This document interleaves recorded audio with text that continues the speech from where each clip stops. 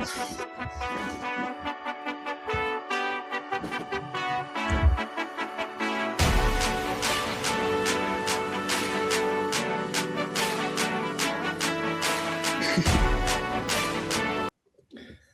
back! And we've got an electric one. Official Super Bowl episode. Super Bowl predictions. We're all going to be giving our Super Bowl predictions, our Super Bowl takes. We're going to be talking about the Pro Bowl. We're going to be talking about all the other sports. How are we feeling today, fellas? I'm feeling great. We're going to begin it with some NBA, maybe some MLB, and then we're going to close it out with that tasty NFL. How are we feeling, Perry? Yeah, can't wait to get on here and, give the Super Bowl predictions. Unfortunately, had to pay my dues to Grog here with the Drake May hoodie here, but, Herbert's going to be back stronger than ever. Yeah, Perry did lose a bet, so we have to wear his daddy Drake May's jersey right there. All right, man. Should we we're going to start with like the NBA and NFL, and then we're going to get into our Super Bowl picks at the end here. First up, let's cover some NBA news quickly here. James Harden was traded to the Cavs in exchange for Darius Garland and a second rounder. How are we feeling about this trade? How do we think the Cavs are going to be the rest of the season with James Harden on the squadron? You can take this one away, Ryan. No, I mean, my immediate reaction to this move was what a great move for the Clippers. They're getting a great young player in Darius Garland, and Harden hasn't been too electric this year. He's just over 25 points per game, so he's scoring at a good clip, 41% from the field and 34% from three. Garland right around 18 points per game as well, and better scoring percentages. So maybe the Clippers are losing a little bit of scoring in that offense, but Kawhi Leonard is playing at an elite level. He was just named an all-star as well. So I think this is a move in the right direction for the Clippers. They're also getting a second-round pick. So, yeah, some young talent coming to the Clippers. Yeah, I agree with this one 100%. I was actually very shocked that, Harden requested a trade, kind of caught me by surprise. But I think this is actually a really good move for the Clippers, because I believe that James Harden and Kawhi are both ball handlers and like the ball in their hand a lot. And, Garland will really complement Kawhi in this Clippers offense. And, they've been really hot recently. And I think that this is just going to help them, kind of make a late season push to potentially get into the postseason. Yeah, I agree with you guys, but I think this was actually a better trade for the Cavs here. I think the Cavs are an up-and-coming – why are you laughing, bro? You literally just said that they like balls in their hands, bro. No, I mean, I don't hate it for the Cavs. What are you talking about, bro? Okay, so, bro, the Cavs, this is a great move. They get James Harden, bro. People don't talk about prime James Harden. If they can get a little ounce of that magic back, I think the Cavs could really make a run this season with James Harden.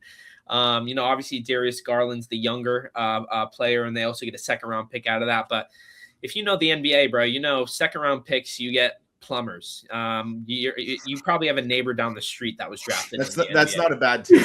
It's also good for the Clippers though, longevity-wise. They're gonna have Garland for years to come. I mean, Harden. How many more years does he have left to bring elite level? Yeah, I mean, and how many teams has Harden played for at this point? He's got to be a cancer in the locker room. Okay. He can't seem to find a home at this point.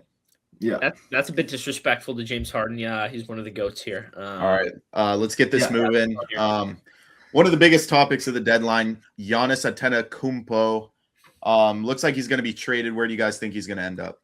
Yeah, I think Giannis Antetokounmpo, I think he's going to be shipped off to the Golden State Warriors. Wow, yeah. I believe that this is going to be a great move for Golden State. They have a lot of players there to package together in this trade for Giannis. This could build some more future for Milwaukee, getting some young players like Podziemski, Jonathan Kuminga, maybe throw in a couple of draft picks there. I think that this could be a very fair trade on both sides. And, Steph Curry playing alongside Giannis Antetokounmpo would be absolutely spectacular for this Warriors team. They're team. even saying Draymond Green has been thrown into the trade negotiations. So it's looking like the Warriors are willing to give up Draymond Green, Brandon Podziemski, and Jonathan Kuminga plus picks.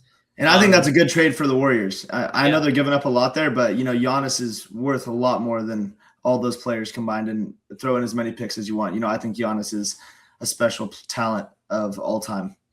I agree here. I'm going to go in a different direction. I think that Giannis said that he wants a quicker flight to Greece, and the West Coast is pretty far. So I'm just gonna go a little off the board here. I think the Minnesota Timberwolves could be a great spot for Giannis. They got a lot of young talent over there. He paired with Anthony Edwards, that could be the best 1-2 punch in the NBA. And they're actually at the top of the list when it comes to trade targets for. What does that package consist for Minnesota and for Giannis? Yeah, what does that package contain? I honestly don't know at this point. I'll have to get back to you on that one. Okay. Yeah, but let's move on here. LeBron James, a new celly just dropped. He's been doing that pregame work. How does he do it? I'll be swagging. How does he do it? Just honestly, bro, this new LeBron celebration has solidified him as the GOAT, bro. No, I hate to say, bro. Nobody is creative like LeBron, bro. Nobody's doing the shit like LeBron's doing, bro. When is the last time, bro? Dude, this is why the NBA is gonna die when guys like LeBron retire, bro. You're just not seeing Anthony Edwards get creative in the lab like this, bro. People are just not as creative as LeBron is. He's like, dude, this guy's like 50 years old and he's coming up with new dance moves out there in the pregame, bro. Like, who's doing this shit, bro? Like. No, it's a great celebration. And it really gets the whole team involved pregame, I think this really solidifies him as the GOAT as well. Nobody doing it like Bron. But something else I want to add here. I have been seeing reports that LeBron James could be getting potentially shipped off before the trade deadline. Do you guys think this is real news, or do you guys think he's going to be staying in Los Angeles this season? It's fake news. Yeah, I think it's fake news. He had that kind of tough stretch with Jeannie Buss where she's saying he was ungrateful for drafting Bronny. But I just think this is fake news. LeBron's going to stay in LA for a while. Yeah. Not for too long, actually, maybe a year. But I just think this will be his final team that he plays for. Yeah, I would agree there. I don't think it makes much sense for him to, go somewhere else this late in his career. Yeah, I'm not sure who Jeannie Buss is, but I'm on bus with you, buddy. Anyway, let's get over to the MLB. Couple quick topics to touch on here. So we're gonna touch Luis Arraez. We're not gonna touch Luis Arraez. We're gonna touch on the topic of Luis Arraez.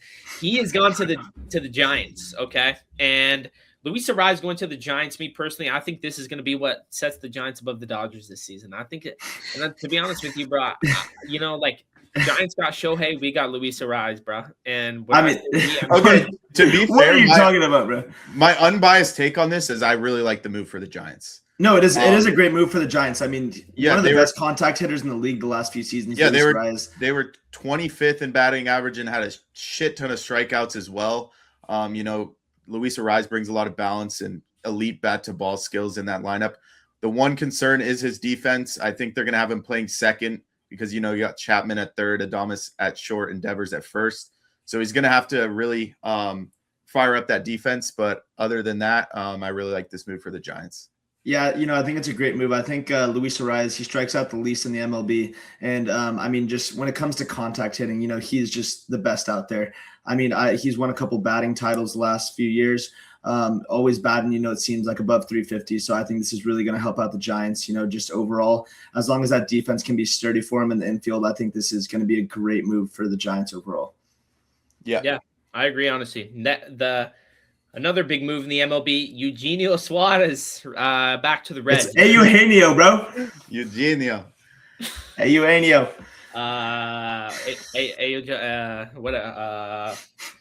Suarez, he's back to the Reds, bro. I think another great move in my opinion. He goes back to a place he's really familiar with, in a ballpark that's very hitter friendly. He had a great season last year. I don't see him not hitting more than 40 homers this year, down there at Great American Ballpark in Cincinnati. Yeah, the ball's always flying in Cincinnati at the Great American Ballpark. And Eugenio's, been one of the best power hitters in the league the last few seasons, and I think that's going to continue down in Cincinnati. Yep, that's what we do down in Cincinnati. And going on to next, Shohei Ohtani will not be pitching for Team Japan in the World Baseball Classic. Neither is Roki Sasaki. What do you guys think about this? Anything to add on that? Team USA on top, baby. Yeah, I think this really puts Team USA ahead of Japan, just given how dominant Shohei was pitching in the last WBC, struck out Mike Trout. for the chip. And this USA roster is way better than it was last time around with names like Tarek Skubal, Paul Skeens, Aaron Judge, Bobby Witt. And Roki not pitching. I mean, it's not a huge blow, but good as a Dodger fan that he's going to stay healthy. Yeah, Team USA all the way. Hopefully Trout can bring it for America. Trout's not confirmed on the roster yet. He actually, wow. Yeah. Hoping to see him out there. He's gonna play though. No, I've got a couple sources inside. He's planning on playing. So next thing, the topic, man, and I'm very excited about this next sport here that we're gonna cover. We've been making some headlines as of recently in the tennis space. We've been making some big waves. So let's start it off. Alcaraz, he won the Australian Open, man, and he achieves in a career Grand Slam. Now, I honestly love players who achieve this. And what are your guys' thoughts on this? Yeah, Carlos Alcaraz, just what a tournament for the man. I mean, just absolutely unbelievable performance in that semifinals against Alexander Zverev. I think that watching him in this tournament really proved that he's going to be an all-time great in the sport for years to come. I mean, I watched Federer, Nadal, Djokovic all growing up. I think in terms of pure talent, I think this is one of the greatest athletes I've ever watched on the tennis court. I believe that, if Carlos Alcaraz can stay on this trajectory, that he is going to have the most Grand Slams when it's all said and done. I mean, 7 Grand Slams at the age of 22 years old, the youngest player ever to achieve the career Grand Slam. I see him, if he's able to carry this on and, stay healthy, stay in the right mind space, I think that he's going to be the greatest tennis player of all time when all said and done. Really? And, it's really going to be Alcaraz and Sinner, running tennis for the next few years. But we'll see. We'll see how this pans out. I think we got to pay our respects to what Djokovic did in this tournament as well. Taking down Sinner. It's nearly impossible to take out both Sinner and Alcaraz in the same tournament. And he played a great first set and kind of Alcaraz turned on the Jets there. But yeah, great. I mean, tough to expect Novak to have, a lot of gas in the tank after that 5-setter against Sinner. I mean, what an incredible performance from Novak to pull that out down 2-1, pulling that out 6-4 in the fifth, just proving why he's the GOAT. Yeah. Yeah, honestly, yeah. A lot of people have asked me what my opinion is on Alcaraz winning this Australian Open. And to that, I say, Alcaraz, man, you deserve it. Enjoy it, but you should really enjoy it because you're probably not going to be winning another Grand Slam. Okay, bro. No, I'm being serious. No. Another Grand Slam until when? For a while, probably at least another few years. I think he's going to go on a dry spell here. I didn't like what I was seeing on the court there. And I think with a lot of up and coming players, guys like Lerner Tien, man, I think he's going to get a couple Grand Slams coming up here. And, honestly, sleeper to win Roland Garros for me, bro. I'd probably have to say Casper Ruud, bro. And Casper Ruud. That's a good take, bro. No, that's a great take. I know that's a good take, bro. I know ball, bro. People say I don't know tennis, bro. So I really want to get into this. You're saying that Casper Ruud. I mean, I think he's a good dark horse, definitely, to win the Roland Garros. He's been in the finals multiple times. He's one of the best clay courters in the world. But just with the form we have been seeing from him recently, I'm not too confident in that to happen. But sure. I mean, he's got to really pick it up at the start of this clay season. Make some strides in the warm-up tournaments, Monte Carlo, Madrid. I really think that if he's able to get into the right level, be match tough going into the French Open, it is possible. But I don't think he has what it takes. A dark horse that I will be taking in Roland Garros. I believe that Alcaraz or Sinner will win this tournament. But if I was to pick someone not named those guys, I would pick Lorenzo Musetti. He's been really hot recently. He's had some great results at Roland Garros. Unfortunately, had to pull out against Alcaraz in the semifinals a few years back. And, once again, he was up 2-0 against Novak, had to pull out. His body gave up on him. I think if he's in the right place body-wise, that he'll be able to make a really deep run at Roland Garros and definitely be a dark horse to, win this event. What anything to add here, Ryan, who you got winning the Roland Garros? No, I think Carlos is gonna claim another one here. He's not. I hate to say it, bro. You know what they say? Casper Ruud on clay is like Brooksby in Houston. Okay, and that's just one thing I'm gonna get right now. Brooksby in Houston is sneaky. I'm not gonna lie. Yeah, that's what I'm saying, bro. People don't be realizing that, man. Let's get into this next question here. Will anyone else on tour be a force to win a Grand Slam this year other than Alcaraz or Sinner? We just gave a few dark horses for Roland Garros, but do you guys truly see anybody, coming out and taking these guys down to win a Grand Slam this year? Yeah. Honestly, another dude, I'm gonna be real here. A dark horse that I could see winning some Grand Slams coming up here in the future, bro, is I think Diego I think Diego Schwartzman, bro. Coming out of retirement or what? Okay, let's just act like that didn't happen. Right, you got anyone or no? I mean, I don't know if this guy will ever do it, but I really like the way Zverev played in Australia. I thought he definitely could have won that match.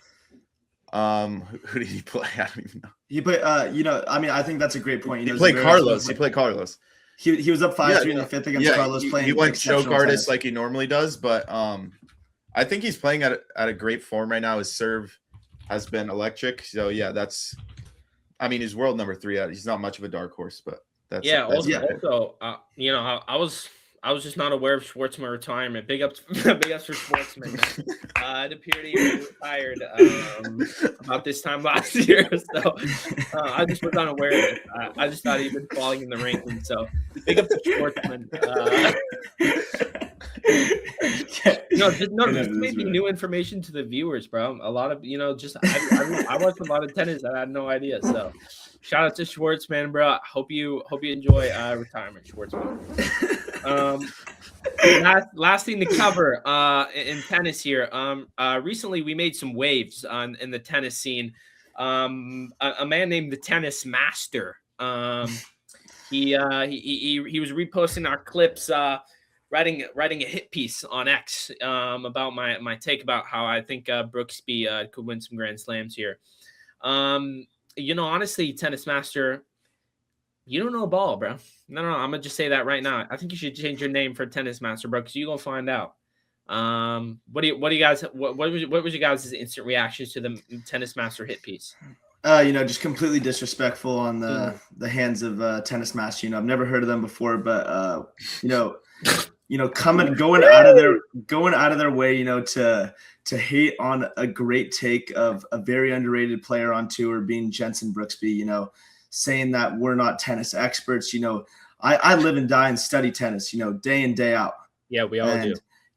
I pride myself by my tennis knowledge, and I just think it's really disrespectful for him to, call us out and just not knowing any of the studying we're doing, all the numbers we're running. Yeah, long hours. Long hours we're putting in every day. And, Tennis Master, I don't see you going anywhere with that name on the X app. I think I should be. He couldn't even get the real username. He has to use 2 R's. Yeah, man. I agree, man. I think just knowing the work that we all put into just watching tennis, studying the game, just being a student of the game, and I just think it's all right. Moving on here. Now we're finally getting into the moment. Everything everybody's been waiting for. We got some football, man. Let's get into the Pro Bowl first here. What were you guys' thoughts on the Pro Bowl this year? I personally loved it. What do you guys think? I mean, I don't think there is much hype around this Pro Bowl at all. I didn't like the players that were in it. I thought I think the Pro Bowl is a joke. Yeah, this was an absolute joke. They got rid of the best part of the Pro Bowl the last couple of years, which was the skills challenges. Absolutely horrible. Nobody wants to watch 3 hours of flag football where the guys aren't even trying. And I did. Yeah. Well, you're real twisted over there. As for what happened in the game, the AFC was up 18 points at one point. And it went to the second half where I think it was like a 30-8 run by the NFC to claim the victory. Jamar Chase had 3 dropped balls, 2 led to interceptions at crucial points of the game. And Shadur also had 2 picks. Are we talking NBA numbers? 30-8 run? I mean, what is? Yeah, no, See, like this is the Pro Bowl. I mean, I just think the Pro Bowl is a joke, but I think Shedeur Sanders throwing 2 picks, that's nothing to worry about. I think he's gonna be back stronger than ever next year. The DBs aren't even trying, bro. No. I've got something to say about the Pro Bowl. I think the Pro Bowl is amazing, and I loved the Pro Bowl. And that might be a hot take, but I'm gonna be honest right now. The Pro Bowl, watching it, you can get a lot of takes about how players are gonna play next season, bro. And I like to analyze the Pro Bowl. No, I'm being dead serious. What are you saying, bro? Bro, how guys playing the Pro Bowl shows how good they actually are, bro. They don't have pads on, bro. No, I'm being serious. Joe Burrow looked like the MVP of the fucking league, bro. And because of this Pro Bowl performance, I can stand up here firmly and say Joe Burrow's going to win MVP next year. And that's not even the Bengals QB. That's a horrible. Blew the 18-point lead. And come back to this post after Joe Burrow wins MVP. And all right, let's get into a meaningful game. I'm done with this. Yeah, screw the Pro Bowl. All right, we got the Super Bowl this weekend. Seahawks and Patriots. Give me your score predictions. I want to hear it all, your picks. Let's get into it. Yeah, excited to get in this one. People may think that I'm picking the New England Patriots. I got the Drake May hoodie on, but that's for other reasons.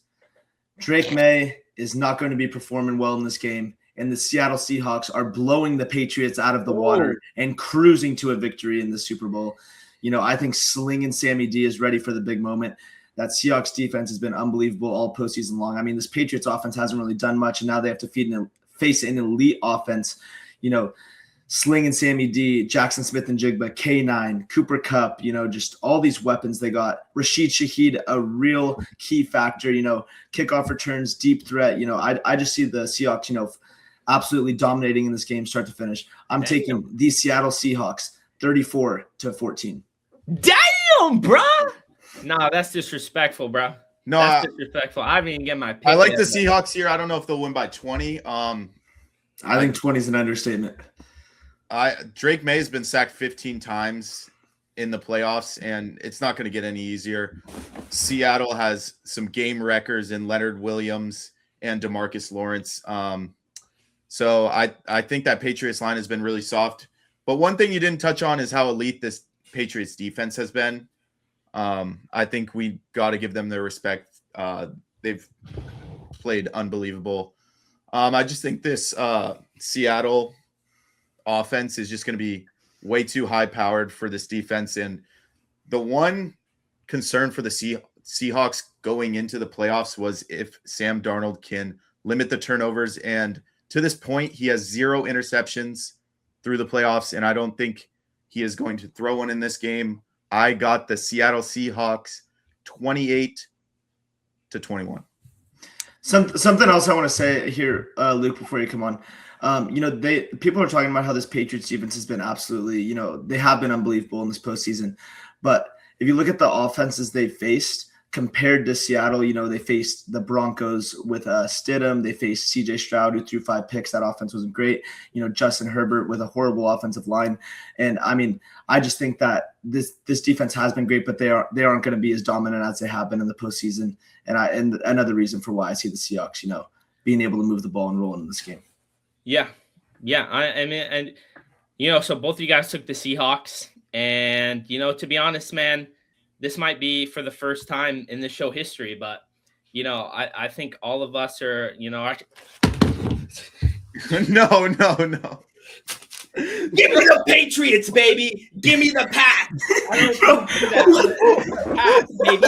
Give me the Patriots. I got the Patriots winning this game 26-23, and I'm going to be right this time, and I'm coming for all y'all's headpiece, bro. I'm sick and tired of the Patriots hate. We coming for y'all, bro. No, we coming for y'all, man.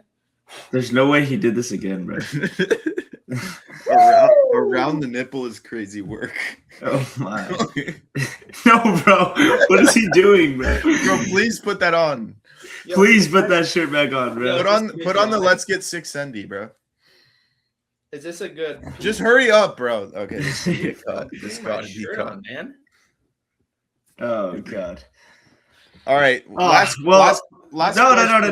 No. Screw the question.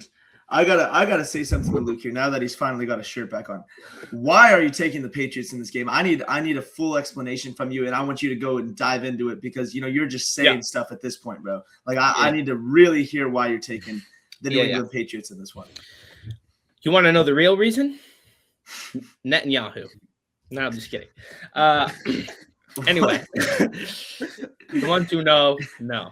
The real reason. Yo, spit it out, little bro. Okay. In all seriousness, the real reason I'm taking the Patriots in this game, number one, the coaching. I like Vrabel in this game. I think he's gonna be able to outcoach McDonald on the other side, bro. listen to his name, bro. Fucking McDonald. I'm not riding with that. Number two, I think Drake May. He's the MVP of the NFL. Bro, yes, he is, bro. No, it's Stafford. I don't think so. In my opinion, I think it's Drake May. And I think he's going to prove that in this game. A lot of people say he hasn't proven it, but in these playoffs, he's gone against some of the top defenses in the entire NFL. People have constantly discredited him, constantly say that, he hasn't done enough, whatever. And I think in this game, he's going to be able to prove it. The Seahawks offense is very high scoring, but at the end of the day, I think this Patriots defense is going to do enough to keep it close. And I think when it comes down to it, I want MVP Drake May with nothing to lose, all the doubters at the end of the game. I think he's going to be able to pull it off against this team. And I just can't see Sam Darnold, pulling a win. Sam Darnold seems like a great guy, but come on, you going with fucking Darnold and McDonald, or are you going with Bob Kraft and Drake May? Like, come on. I didn't know Bob Kraft coached the team, but. No, Bob Kraft is the owner, and he's got some good ties to some high places. What about his off-field actions? His off-field actions are questionable. But some say they're going to help him win this game. Some say that his connections are going to get him this win here. But that's not coming from me. Yeah, just couldn't disagree more. Yep. But do not post my address in the comments. All right. Okay. Well, wait, we got one last segment of the day. I forgot about this. This is a new segment that we're gonna start bringing to the channel. It's called Comments of the Week. So your guys' comments that you guys leave across social media, we're getting some of the best comments, and we're gonna be responding to them at the end of every show. So first comment here. What do you guys think? This guy's name is Jeff, and he said, "This is what happens when you get clowns a microphone." What do you guys? No, I think me and Perry are just getting dragged into this. Yeah, exactly. Yeah. Fully Jeff's only talking about one person Jeff. here. Yeah. So you Jeff's guys think only talking about one guy? He said clowns plural. Yeah, no. He misspelled that one. Yeah, Jeff's talking about one guy in the show, and this one guy on the show has a mustache. He wears Bengals gear. He talks about Joe Burrow. And, takes his shirt off every episode. Yeah. Takes his shirt off. Jeff, we appreciate it. We'd appreciate if you use proper wording and leave that S out of the clown there. Yeah. Okay, that was just pure disrespect. And me and Jeff coming for y'all last. I'm gonna say that right now. Jeff, I know you didn't mean it about me. You were talking about these clowns. Anyway, all right, Perry, if you want to be on your high horse, I've got a comment for you, bud. This guy's name's Corvo Atano. He said, "Of course, the Chargers fan says this. He just mad that Knicks has done more in 2 years than Herbert has done his whole career. LMAO. You don't get the number 1 seed by luck." What do you got to say about that, Perry? Yeah, sorry, what was this guy's name again? Quavo? Is it Corvo? Corvo. Yeah. Something I gotta say to you, Corvo. What is Bo Nix's record against Justin Herbert? 0-3. He's never beat Justin Herbert. He made the AFC Championship game this year, and he couldn't even play in it. Elite players find ways to be on the field. Wow. And what we're talking about is, we look at some all-time greats. We look at Phillip Rivers playing in the AFC Championship game on a torn ACL. Bo Nix, you will never be in the AFC Championship again in your career, and you did not play in that game. Your team didn't make the Super Bowl. That's all I got to say. You won 12 come-from-behind games. You had a perfect system, one of the best defenses in the league, and you weren't even able to make that work. Justin Herbert, the Chargers got the most cap space in the league. And, these next few seasons, we're going to see some great playoff runs from Herbert. And I'm predicting the Super Bowl for Justin. Don't you think it was a little harsh to victory lap on Corvo's what you have anything to say about Corvo's feelings, bro? Yeah, like it's not, It's not prayers. Bo's It's prayers fault. up. Okay. Sorry, what'd you say?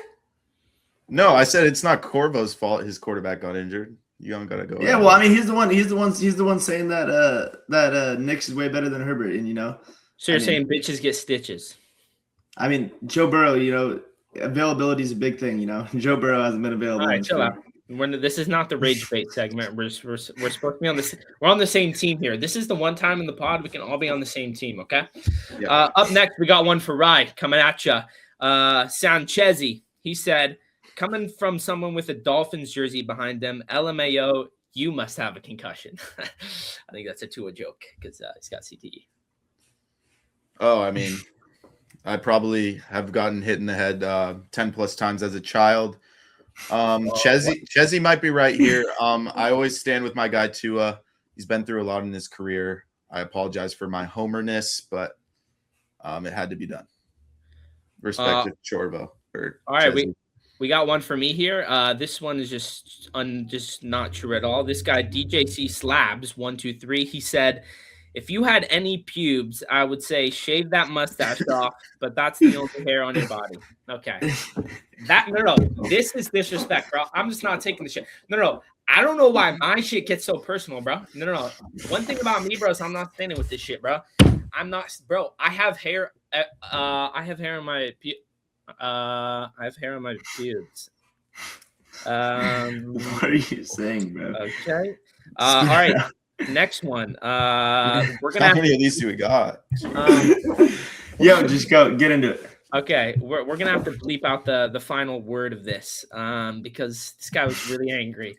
But he said, "Salty little Chargers and Dolphins F slurred, not fuck." The other one.